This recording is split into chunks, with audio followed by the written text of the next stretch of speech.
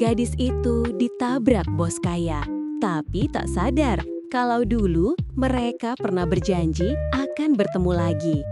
Malam itu sunyi, langit muram seakan ikut menunduk menyaksikan kota yang tak pernah tidur. Gerimis turun pelan, seperti tangan dingin yang menyentuh bahu Alina. Gadis muda itu berjalan menunduk dengan langkah berat, menyusuri trotoar kota yang sepi. Tas kecil di tangannya robek di bagian samping, pakaian tipisnya sudah basah setengah, dan kakinya menggigil karena dingin. Sudah 3 hari ia tidak makan dengan layak. Setelah kehilangan pekerjaannya sebagai kasir minimarket, hidup Alina seperti terhempas ke jurang tanpa dasar. Ia mencoba bertahan dengan pekerjaan serabutan, mengantar paket, membantu warung, hingga mengamen kecil di jalanan. Tapi malam ini berbeda. Ia merasa benar-benar tak punya arah. Lampu jalan berpendar pucat. Di seberang jalan, mobil hitam mewah melaju cepat. Suara mesin yang halus tapi tajam itu memecah kesunyian malam. Seketika sorot lampu depan mobil itu menyilaukan mata Alina. Ia refleks mengangkat tangan untuk melindungi wajahnya. Tapi dalam sepersekian detik, brak! Tubuhnya terpental dan menghantam aspal basah. Suara rem mobil melengking tajam. Orang-orang yang lewat menjerit panik. Dalam kesadarannya yang kabur, Alina merasa dunia melambat. Satu persatu potongan kenangan masa kecilnya melintas. Suara ibunya, aroma tanah basah di desanya, suara tawa anak laki-laki yang dulu selalu membelanya saat dibuli di sekolah dasar. Anak laki-laki yang bilang, "Nanti kalau aku besar, aku bakal balik buat ketemu kamu lagi." Lalu semuanya gelap. "Gila, kamu nabrak orang!" Seseorang berteriak dari pinggir jalan. Pintu mobil hitam itu terbuka cepat. Seorang pria tinggi dengan jas hitam elegan berlari ke arah Alina. Wajahnya tegas, berkarisma, mata tajam. Wajah yang bisa saja muncul di majalah bisnis atau berita TV. Tapi saat melihat gadis itu tergeletak dengan darah di pelipisnya, sesuatu dalam sorot mata pria itu retak. "Cepat, bawa ke rumah sakit!" Suaranya berat dan terburu-buru. Dalam pelukan samar, Alina merasakan tubuhnya diangkat ke dalam mobil hangat itu. Samar-samar, ia mendengar suara pria itu lagi, pelan tapi getir. "Jangan mati, tolong, jangan mati."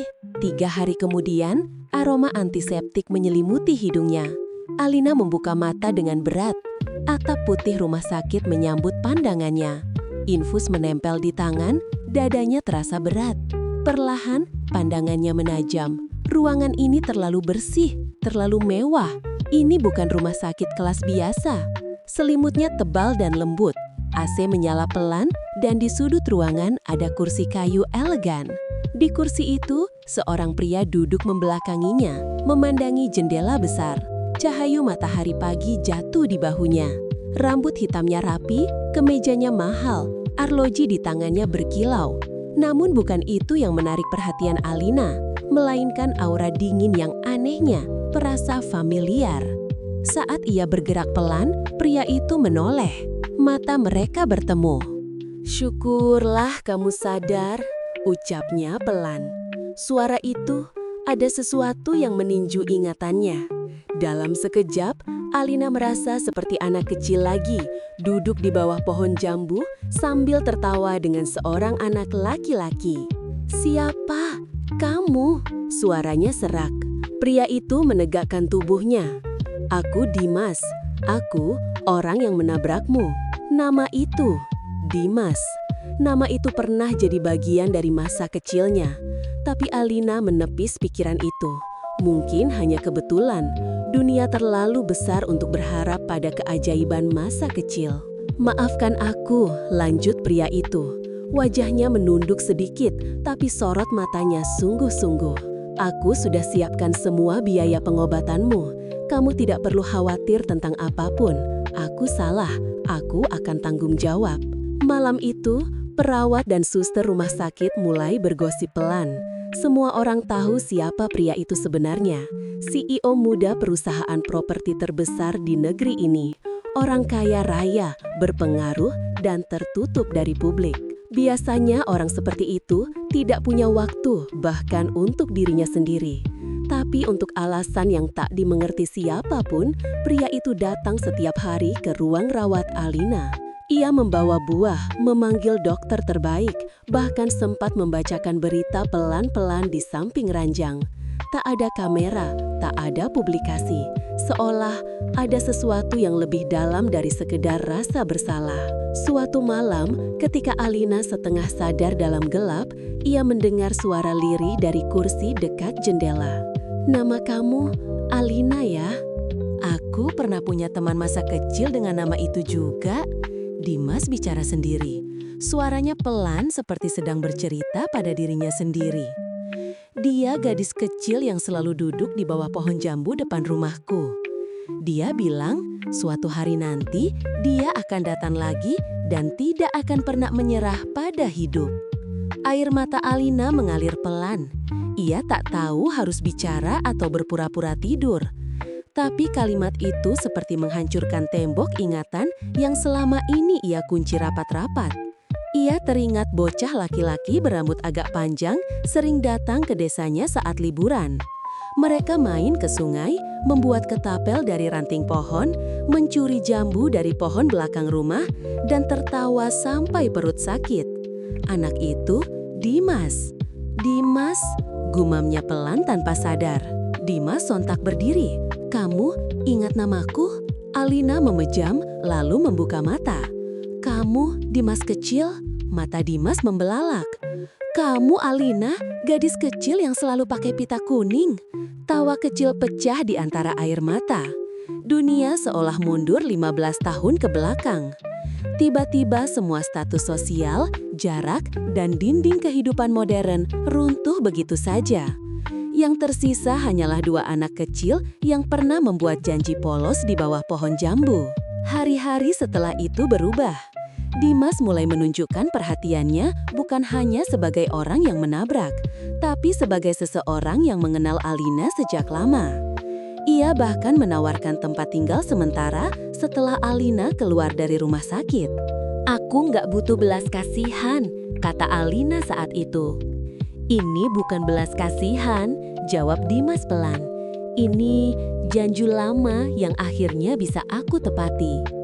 Tapi kebahagiaan masa kecil bukan satu-satunya hal yang ikut kembali. Luka lama pun ikut menyurak ke permukaan. Di malam sunyi itu, ketika semua orang sudah tidur, Alina duduk di jendela rumah sakit sambil menggenggam pita kuning lusuh peninggalan masa kecil. Ia mengingat satu hal yang selama ini menjadi sumber kehancuran hidupnya. Tanah warisan keluarganya dijual paksa oleh pengembang properti, meninggalkan mereka dalam kemiskinan. Dan perusahaan yang melakukan itu milik keluarga Dimas. "Bagaimana aku bisa jatuh cinta pada orang yang keluarganya menghancurkan hidup keluargaku?" gumamnya. Air matanya jatuh begitu saja. Dimas sendiri menyimpan luka.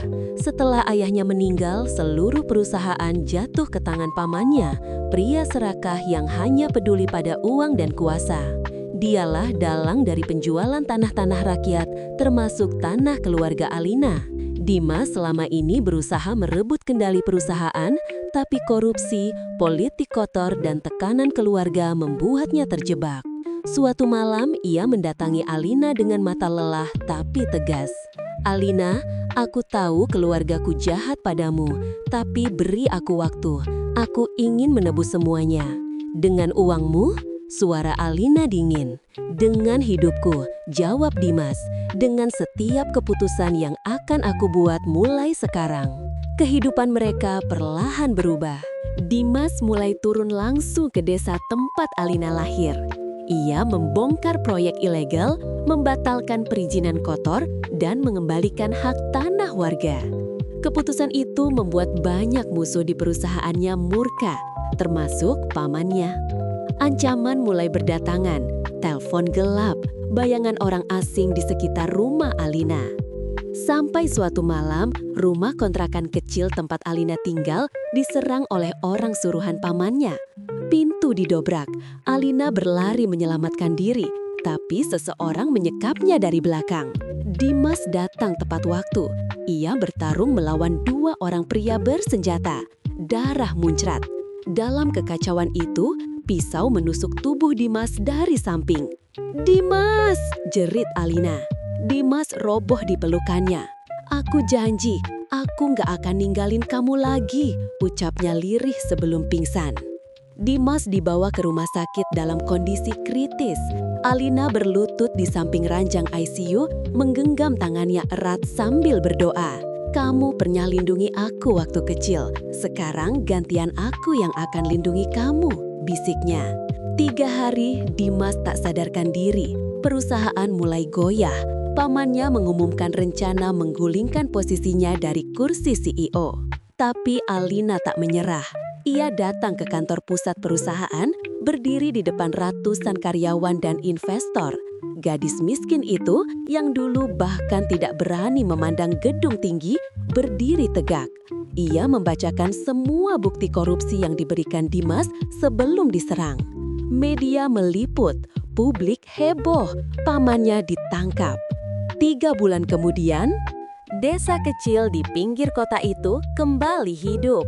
Tanah warga dikembalikan, rumah-rumah dibangun ulang, dan taman kecil di bawah pohon jambu kembali berdiri. Anak-anak berlari di bawah matahari sore, dan di tengah taman itu, Dimas berdiri dengan tubuh yang kini mulai pulih. Alina berdiri di sampingnya, rambutnya tergerai pelan tertiup angin. "Aku tidak butuh uangmu, Dim," katanya lembut. "Aku hanya butuh kamu jadi orang yang dulu pernah aku percaya." Dimas menatapnya dalam. "Kalau begitu, izinkan aku jadi orang itu lagi." Hari berganti minggu, minggu berganti bulan. Hubungan mereka tumbuh bukan dengan kilau kemewahan, tapi dengan kepercayaan yang dibangun dari luka dan masa lalu yang sama. Dimas perlahan membenahi perusahaannya. Ia membentuk yayasan untuk tanah-tanah rakyat yang dirampas. Ia menghapus jejak keserakahan keluarganya satu persatu. Alina, ia mulai bekerja di perpustakaan kecil yang mereka bangun bersama di desa. Ia tersenyum lagi, senyum yang